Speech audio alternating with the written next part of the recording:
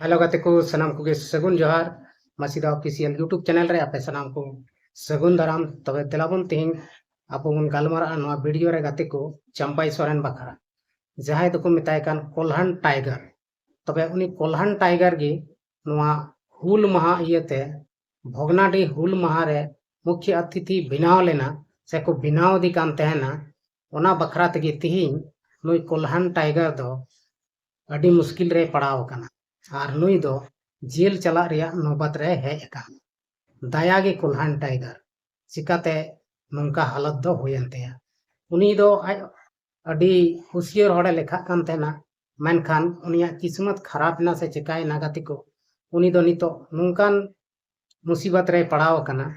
जे मेनते उनी दो होइले दाड़े जेल होय चलाव दाड़े आदो नोआ को बखरा तगी देलाबन तिहिना नोआ वीडियो रेबन गालमारा आदो वीडियो एहब खय मुचाद धरी नेल तबन पे और कमेंट कते लई तबन पे नोआ वीडियो नेल कते आपे ची लेका पे बुझाव के तबना ची कोल्हान टाइगर नोंका कमी रिया लगती तहलेन तया से बांग तहलेन तया नोआ को विषय तगी आबो तिहिन नोआ वीडियो रेबन गालमारा अनहा आदो पहिल आबो ध्यान ते वीडियो बन नेलमा और एहब खय मुचाद हरी वीडियो बन नेल आदो देलाबन तबे तिहिना नोआ वीडियो बन एहब लगी तबे गाते को नेसा जहां हुल महा 30 जून भोगनाड रे हुयुक कान तहन ओंडे दो बांग होई लेना नोआ दो सनाम हड़ बन बड़ाई गया सोशल मीडिया रे पूरा नोआ रिया वीडियो वायरल कना गुरला बड़ा कना ओटांग बड़ाई कना सनाम हड़ मोबाइल झी साथे भोगनाडी रिया video clip gibbon nail Nyama आदो ओना इयते अनाड़ी दो बनुक बना आदो नोआ रे तिहिं बन गालमारा नोआ वीडियो रे अब बन गालमारा तिहिं जे चंपाई सोरेन कोल्हान टाइगर दायागे चिदा और जेल चला रिया नौबत रे चिकाते है तबे अब बन बड़ाई गया कोल्हान टाइगर दो नितो बीजेपी रेन अडी मारंग नेता कनाय और अडी मारंग टाइगर कनाय अडी मारंग तरुप कनाय और अडी आइमा लेकान ए कमी दाड़िया कना तबे गाते को अब बन बड़ाया कोल्हान टाइगर जहां चंपाई सोरेन नुई दो नोड़े हुल महा खय गी अडी मारंग मिटन आदिवासी डिलिस्टिंग से चिक को मेने कान थेन आदिवासी संगठन मिटन अडी मारंगे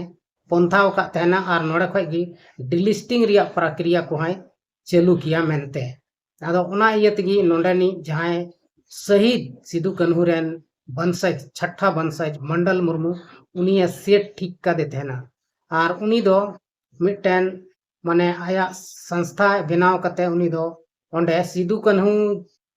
जहां रे को बनाव का किने जहां ako अतु रे भोगनाडी रे ओंडे गी उनी दो पहिल माने उनी दो पूजा पाठ किया आज गी और ओना साथे जहां मुख्य अतिथि भेज नेवताओ का दिथन पूजा पाठ लगी उनी दो कोल्हान टाइगर चंपाई सोरेने तहलेना और उनी गी एहब किया ओंडे पूजा पाठ और उनी गी मनाव किया मेनखान भोगनाडी रे दो अब बन बड़ाई गया किछु साल खन ओडे दो सामाजिक स्तर ते दो पूजा पाठ बांग हुयुक कना मेनखान ओडे दो सरकारी स्तर ते हो पूजा पाठ दो हुयुक कना आदो नुकु मिली मिसी कते को पूजे तहना मेनखान नितो जबकि बड़ाई गया मुई मंडल मुर्मू हो जे मेनते नितो दो हेमंत सोरेन कनाय नोड़े जे झारखंड रेन सरकार दो उनी गी नेवताई हुयुआ इसके बाद गी एटा को नेता को दो होहो को हुयुआ मेनखान उनी दो ओना लेका दो बाई कमी लेदा उनी दो आया मने लेका आज दो बीजेपी रे सेलेक्ट अकानते उनी दो बीजेपी रेन गी होहोवा को और ओंडे होहो नेवता हकाती तेना मुख्य अतिथि लेका कोल्हान टाइगर जहां दो चंपाई सोरेन को मेताय कान आदो नुई चंपाई सोरेन गी और लोबिन हेमब्रम नुकिन बारिया नेता ओंडे किन चलाव को और उनकिन गी ओंडे किन उद्घाटन किया मेनखान नुंका बांग होई लेना और ओंडे दो पुलिस और पब्लिक रे झड़प होइना लड़ाई तपाम होइना नोदा सनाम हड़ बन बड़ाई गया जहां दो आयमा हड़ को घायल कना पुलिस को घायल कना आदो मंडल मुर्मू नोड़े ची चिका केदा उनी दो तालाय माराव केदा ओना जहां बगीचा बनाव कना जहां दो ये पार्क बनाव कना ओंडे उनी तालाय माराव के का सरकार जब सरकार नोड़े कमी खा दो सरकार दो आया बोल दो उदुग गया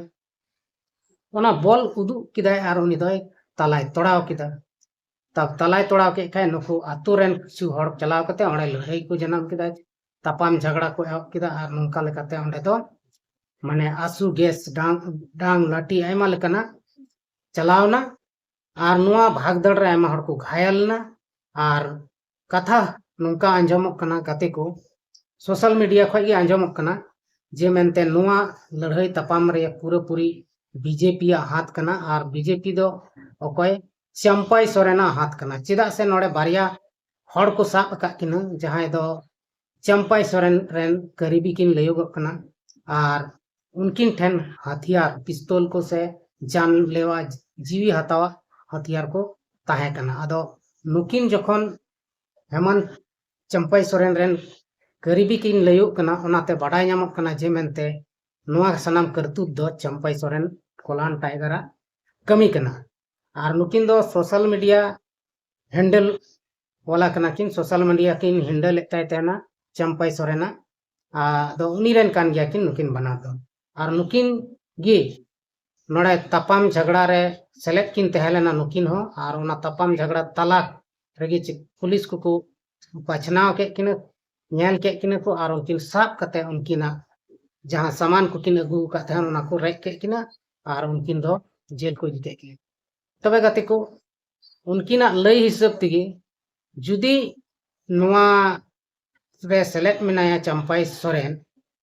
तबे दो नुई टाइगर दो दया गे जेल ते चला हयो तो आदो तीना बुद्धि मेना ते से बनुक ते ओनाते नुंकाय कमीदा नुआ दो अब बाबन बड़ाय दाड़िया आदो ओना दो चंपाई सोरेन गे बड़ाया मेनखान नितो जांच पड़ताल चला तेगे मेना और जुदी नुंका गे हालत होइना तबे गाते को अब बन बड़ाय दाड़िया से बन बुझ दाड़िया जे मेनते नुई टाइगर कोल्हान टाइगर दो जेल चला से जेल रिया पिंगड़ा रे बंदो होयो ते किछु दिन लगी हालांकि जेल दो अब बन बड़ाय गया जिंदगी भर दो जेल दो अकोय बको सड़ा कना चेदा से नुआ दो उनो मारंग केस हो बांग बिना ते और नुई दो मोटा मोटी थोड़ा दिन लगी कि जेल चला दो होयो ताई गे जुदी नुई साबित नाय जे नुई नुआ लड़ाई तपाम रे शामिल मिनाया तब और नुआ रे शामिल बनुई खाय तबे दो नुई दो जेल को दो बाय चला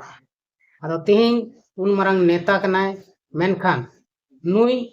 नुआ बाय हुदिस दाड़िया कना आदिवासी को दो चील कतिन जुमित को मेनते नुई दो आया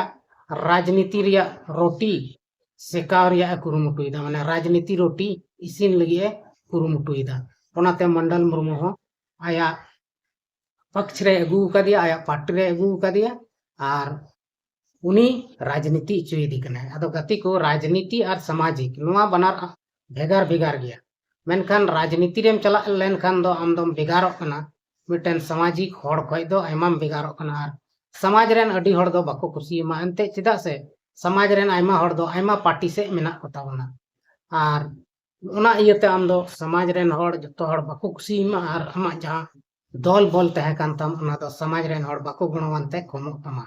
उनका लेका गे नितो नुई मंडल मुर्मू अडिगान हड़ बाको बुझ कदा जे मेनते नुई बीजेपी रे मिनाया मेनते ओनाते उनी को गणो बड़ावाय कना मेनखान आयमा हड़ बीजेपी बाको खुशिया बीजेपी पार्टी बाको खुशिया तबे उनको दो हां उनी बाको गणोया आदो नुई दो ओना ताक रगी तहेलना जे मेनते नोडे इन कब्जाया से नुंकाय हानकाय मेनखान नुआ जहां कोल्हान टाइगर चंपाई सोरेन उनिया जहां बड़ी कमी रिया इरादा ते दोहो का तहन ओना इयते गे नुया दो नुआ दो नुका होइना से नुकुआ प्रोग्राम दो फेल आदो अब बन बड़ाई गया जहां गे बड़ी कमी खान उनी दो कोय हम बको नेल उरुमिया से कानून दो उनी बाय नेल उरुमिया और उनी दो जेल रे दिए गया ओना लेका गे तिहिं जुदी नुय साबितना तबे दो जेल भितरी ते नुय दो खट्टी गे चला दो हुयो ताई गया आदो नहय नुका राजनीतिक रे दो हुयो कना अब बन बड़ाई गया आयमा लेकना पार्टी रे आयमा लेकना कथा को तहना ओनाते पटरी पाय जम तकवा और ओनका गे तिहिं नुय चंपाई सोरेन जाय कमी किदा नोडे भोगनाडी रे ओना दो अडी शर्मनाक जिनिस कना और नुंका दो बांग कमी लगती कान तेया मेनखान नुई बाय बुझाव लेदा और ओना कमी केट किया और मंडल मुर्मू आज से अगू कते ओंडे तोड़ फोड़ चो किदी खान तबे दो नुआ लेकाते ओंडेना झगड़ा सिरजेवना और झगड़ा सिरजेवन खाय दो ओंडे बवाल होइना और बवाल होयन खाय ओंडेना प्रोग्राम दो को आस्थगित किदा मेनखान गलमराव जुत कते आरहों प्रोग्राम दो को होई चुकेत गया आदो नुआ रे दोषीदारे होइना नितो दो चंपाई सोरेन रेन हड़ गी ओंडे को बवाल लेदा मेनते को मेन चुइदा और से ओंडे बवाल कते से ओंडे अडी लेकाना हथियार लेकते को हेड कान तेना जहां दो माने सरकारी नियम कानून आधार ते ओना दो गैर कानूनी गे और ओना हो पुलिस ठे को सा अचुइना आदो चित प्लान तहे लेना गते को नोआ दो बाबन बुझ दड़ेया ओना दो उनको पब्लिक से पुलिस जहां को कुली दी तेन उनको गी को बड़ाई दड़ेया अब दो नोआ बारे ते दो बाबन लय दड़ेया मेनकान तिही अब मुसीबत रे बन पड़ाव कान ऑक्ते रे अकय हो बको गणक कना और नुका लेकाते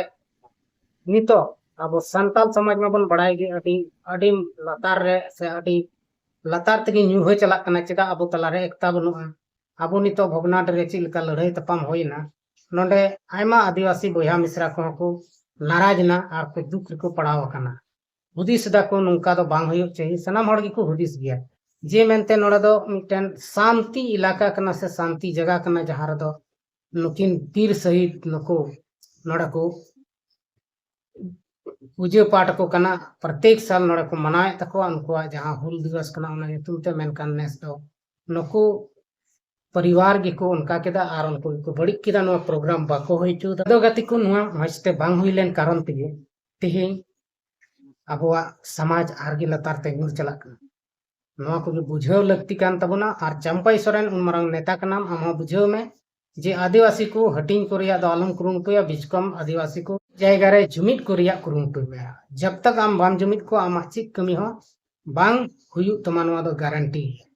और नोंका लेकाते अबवा समाज जहां संताल समाज से आदिवासी समाज दो बड़ी चबा कना और नोंका लेकाते अब दो बन गेलो चबा कना आदो गति को तिहिं जहां हड़गी जुदी आया समाज बकरा जहाना हुयु खान उनी दो जांगे दराम रिया गे कुरुमुटुया सेम उनका गे गते को तिहिं चंपाई सोरेन हो कुरुमुटुई दरकार उनी हो कुरुमुटुई किया जे मेनते इन समाज रेन हड़ चिका को हानते नते कना इन समाज डुबुक कना आदो नुआ को बाय कुरुमुटु ले आर उनी दो लड़ाई तपाम रिया गे कुरुमुटु किदा और नोंका लेकाते उनी दो भागे दो बाय कमिल आदो गति को तिहिं अब बन नुआ वीडियो रे बन बड़ाई किदा जे मेनते चंपाई सोरेन कालका बड़ी कमी केते तिहिं उनी जेल चला रिया नौबत है कना और तिहिं सरीगे उनी जुदी जेले चलाव लेन का उनी हो सिखवना यामा और नोंका लेकाते आयमा हड़ को सिखवना को यामा चेदा से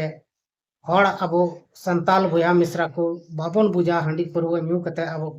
लड़ाई झगड़ा के बन एहबा बल्कि अबो दो ची हुई तबना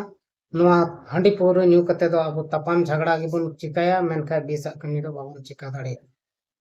आदो गते को तिहिं नुआ वीडियो रे अबो बन चंपाई सोरेन बकरा बन किछु बन गालमरा ना उनी जुदी नुआ वीडियो नेले खान